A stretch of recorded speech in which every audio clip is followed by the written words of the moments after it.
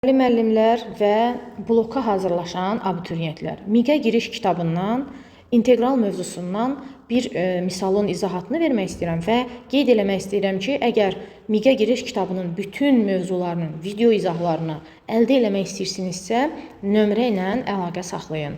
Paket şəklində bütün videoları və yaxud da hissə-hissə hansı mövzunu işləyirsinizsə, məhz o mövzunun da ayrıca videosunu əldə eləyə bilərsiniz. İndi baxaq misalımıza, maraqlı misaldır. Bizə deməli inteqrallar verilir və A üstəgəl B-ni istəyir.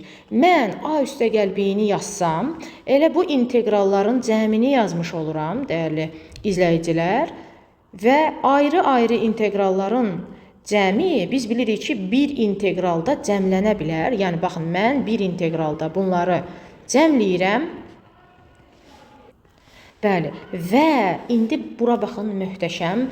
Bu ifadə, dəyərli izləyicilər, fx vurulsun rx-in əslində hasilin törəməsinin açılışı deyil. Bəli, və hasilin, daha doğrusu funksiyanı, bura bir funksiya kimi baxsan, funksiyanın törəməsinin inteqralı elə funksiyanın özünə bərabərdir.